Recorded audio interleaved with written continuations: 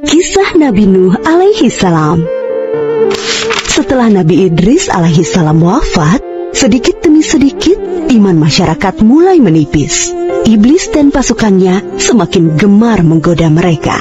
Kemudian mereka mulai senang membuat patung. Mereka membuat patung untuk menghormati para pahlawan, leluhur, tokoh-tokoh yang sudah mati. Patung-patung itu diberi nama sesuai nama para tokoh itu. Dari sekedar penghormatan, lama-kelamaan mereka mulai menyembah patung-patung itu. Mereka percaya bahwa patung-patung itu mempunyai kehebatan dan kekuatan yang bisa melindungi dan menentukan nasib mereka. Di antara patung-patung yang disembah itu, ada 5 yang paling mereka agungkan, yaitu Wa'ad, Suwa, Yahud, Yauk, dan Nasr. Inilah asal mulanya manusia menyembah patung dan berhala. Tentu saja, ini semua hasil pekerjaan iblis dan pasukannya yang berusaha sekuat tenaga menyesatkan manusia agar tidak menyembah Allah dan masuk neraka bersama mereka. Allah tidak membiarkan manusia tersesat semuanya tanpa petunjuk.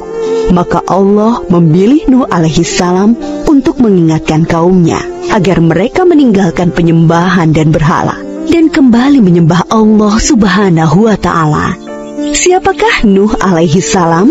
Nuh adalah cucu dari Nabi Idris. Fisiknya kuat, terbukti dari umurnya yang sangat panjang, sekitar 1000 tahun. Hatinya mulia dan sabar luar biasa.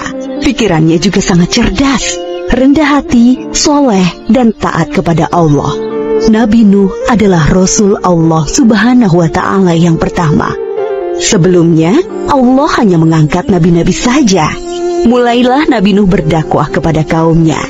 Nabi Nuh mengajak mereka untuk memohon ampun atas dosa-dosa mereka dan kembali menyembah Allah agar tidak terkena azab dari Allah.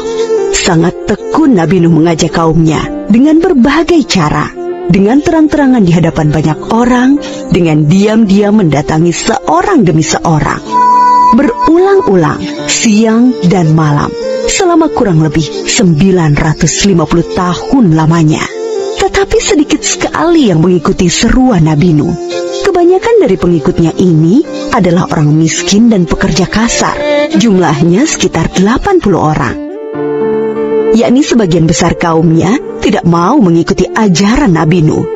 Mereka bersikap angkuh dan sombong dengan menutup rapat-rapat telinga mereka jika Nabi Nuh mulai berbicara untuk mendakwahi mereka. Bahkan mereka menantang Nabi Nuh agar mendatangkan azab yang diancamkan oleh Allah subhanahu wa ta'ala. Nuh, sudahlah, berhenti bicara. Percuma, kami tidak akan percaya. Sekarang begini saja, datangkan azab itu pada kami jika kau memang benar. Kami yakin tidak akan ada azab yang menimpa kami karena kelakuan kami. Kau hanya berdusta. Nabi Nuh mengadu kepada Allah tentang pembangkangan kaumnya yang keterlaluan. Allah berfirman bahwa memang pengikut Nabi Nuh tidak akan bertambah. Hanya 80 orang itu saja. Selebihnya mereka semua tidak akan beriman karena mereka sudah sangat sesat. Setelah jelas ketetapan Allah bahwa orang-orang itu tidak akan beriman, maka Nabi Nuh memohon kepada Allah, Tuhanku, musnahkanlah seluruh orang durhaka itu dari muka bumi. Mereka hanya membuat kerusakan dan melahirkan anak-anak yang durhaka. Kemudian Allah memerintahkan Nabi Nuh untuk membuat kapal yang besar. Pada masa itu ilmu perkapalan belum berkembang dengan baik. Allah mengajarkan ilmu itu kepada Nabi Nuh. Maka Nabi Nuh bersama pengikutnya membuat kapal besar terbuat dari kayu. Kayu itu didapati dari pohon-pohon di hutan di sekitar mereka. Ejekan kaum Nabi Nuh semakin menjadi-jadi. Melihat pembuatan kapal itu terasa aneh bagi mereka. Apalagi mereka tinggal jauh dari laut. Lihatlah, Terbukti bahwa Nuh gila. apa itu? Bikin kapal ya? Untuk berlayar di hutan. Nabi Nuh dan pengikutnya bersabar dan tetap tekun menyelesaikan kapal itu. Akhirnya kapal besar itu selesai. Inilah kapal besar pertama yang dibuat oleh manusia. Kemudian Allah memerintahkan untuk mengumpulkan binatang-binatang sepasang-sepasang, jantan dan betina. Semua diangkut ke dalam kapal bersama orang-orang beriman.